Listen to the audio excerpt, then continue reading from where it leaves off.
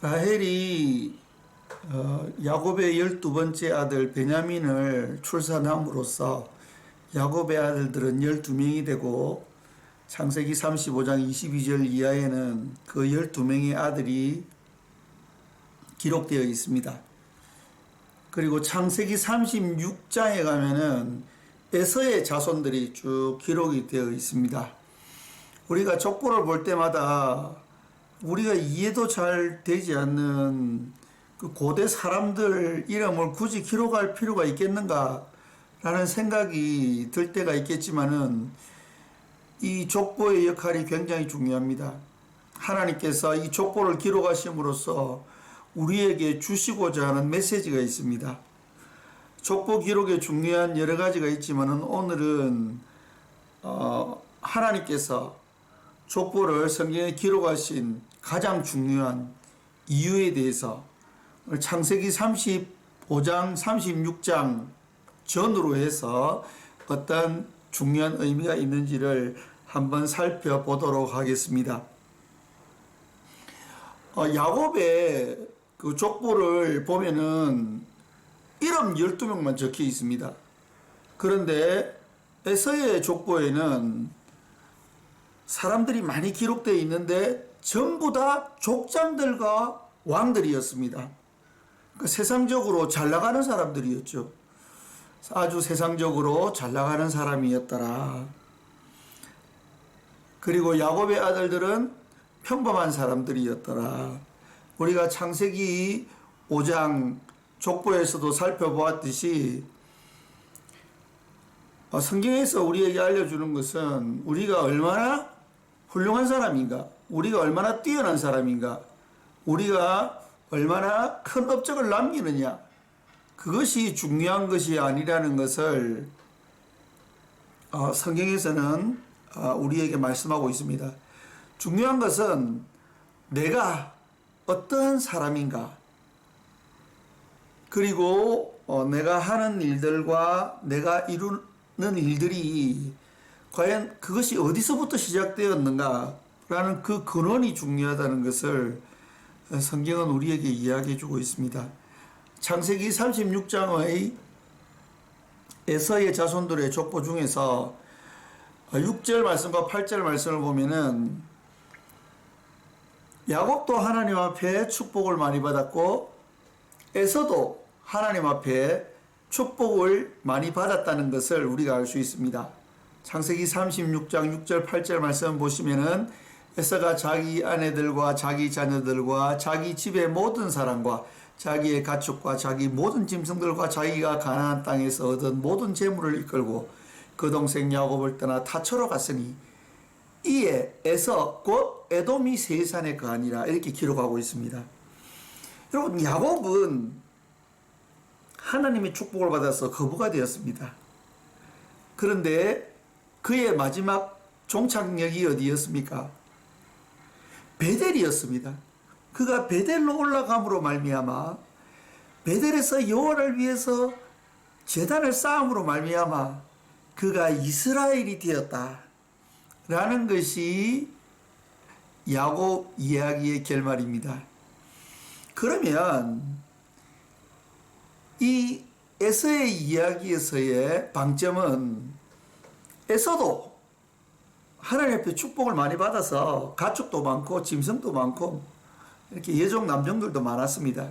그런데 그가 야곱을 떠나서 타초로 갔다라고 되어 있는데요. 야곱을 떠나서 타초로 갔다는 이 말은 야곱이 살았던 그 삶의 방식과 정반대의 삶을 살기 위해서 다른 곳으로 떠났다, 이렇게 이해할 수 있습니다. 그래서 그가 거한 곳이 바로 세일산이었습니다. 이 세일산이 어딘지 아십니까? 이게 사해 동쪽 산지입니다. 이게 요새입니다. 요새. 이 세일산이 있는 지역을 다른 나라나 다른 족속들이 침공을 할 수가 없습니다. 왜냐하면 정말 천혜의 요새입니다. 그래서 그 요새에 살면서 번영과 그리고 번창을 누리게 되는 거죠. 이 에서의 후손들의 삶을 잘 그려놓은 성경이 있는데 그 성경이 오바댜서입니다. 오바댜서 1장 3절 말씀에 보면은 바위 틈에 거하며 높은 곳에 사는 자여 네가 중심에 이르기를 누가 능히 나를 끌어내리겠느냐 하니 너의 중심의 교만이 너를 속였도다. 그래서 이 지금 에서와 에서의 자손들이 살았던 이 세일산은 높은 산지입니다. 높은 산지인데 그 산지로 들어가는 그 길이 바위가 깨어져서 그 바위가 깨진 중간으로 들어가기 때문에요. 이게 군대가 이 세일산에 사는 이 에서 자손들을 공격하기가 쉽지 않았습니다. 영화 300을 보셨습니까? 영화 300을 보면은 굉장히 좁은 협곡을 공략하는데 그 많은 군대가 공략을 해도 이 협곡이 너무 좁기 때문에 그 숫자는 중요하지 않습니다. 그래서 이 300명의 용사들을 이기기가 쉽지 않습니다. 왜냐하면 그 지형 자체가 협곡이기 때문에 그런 거거든요. 그래서 이 에서와 에서의 자손들은 교만했다는 거죠. 누가 우리를 이길 수 있느냐. 그런 천혜의 효세에 살고 있었던 사람들이었습니다. 그런데다가 자손들은 전부 족장들과 왕들이었습니다. 그 교만이 하늘을 찌르지 않았겠습니까, 여러분? 자, 그것은 창세기 27장 39절에서 40절 이삭의 축복 가운데에서도 저희들이 엿볼 수 있습니다. 야곱이 양털을 뒤집어 쓰고 아버지에게 나가서 축복을 받은 후에 에서가 돌아옵니다. 이미 축복을 해주었기 때문에 더 이상 에서가 받을 축복은 없었지만은 때를 써서 축복을 해달라고 그럽니다. 그때 이삭이 예언을 해줍니다. 그 예언이 창세기 27장 39절에서 40절 말씀입니다. 그 아비 이삭이 그에게 대답하되 가로되 너의 주소는 땅의 기름짐에서 멀고 내리는 하늘 이슬에서 멀 것이며 너는 칼을 믿고 생활하겠고 내 아우를 섬길 것이며 네가 매임을 벗을 때에는 그 멍에를 내 목에서 떨쳐버리라 하였더라. 이 말씀 속에서 땅의 기름짐에서 멀고 내리는 하늘 이슬에서 멀 것이며 라는 이 이야기는 하나님의 축복과 은혜 가운데에서 멀어질 것이다 라는 뜻입니다. 그래서 에서와 에서의 자손들은 하나님의 축복 가운데에서 하나님과 동행하며 살아가는 족속들이 아니고 자신의 힘과 능력을 믿고 살아가는 사람들이었습니다. 이삭의 예언에서도 볼 수 있듯이 너는 칼을 믿고 생활한다 라고 그렇게 예언해 주었는데요. 바로 칼의 힘과 능력을 믿고 살아가는 자손들이 에서의 자손들이었습니다. 자, 이렇게 자기의 능력과 자기의 지혜와 자기에서 나오는 모든 것들로 자기가 주인이 되어서 그렇게 살아갈 때에 굉장히 불행한 일이 하나 있는데요. 그게 오바댜서 1장 1절에서 기록되어 있습니다. 오바댜의 묵시라 주 여호와께서 에돔에 대하여 이같이 말씀하시니라. 우리가 여호와께로 말미암아 소식을 들었나니 곧 사자가 열국 중에 보내심을 받고 이르기를 너희는 일어날지어다. 우리가 일어나서 그로 더불어 싸우자 하는 것이니라. 그라는 것은 세일산에서 거하는 자기의 힘과 능력과 그리고 자기 자신을 믿고 살아가는 그러한 사람들이죠. 하나님께서 그러한 사람들을 대적한다는 것입니다. 그 대적한다는 의미는 그런 사람들이 왕이 되지 못하고 축복받지 못하고 그리고 좋은 대학 들어가지 못하고 돈을 많이 벌지 못하고 한다는 이야기가 아닙니다. 똑같이 이 땅에서 살아갈 때에 일반적인 하나님의 축복의 법칙이 적용이 됩니다.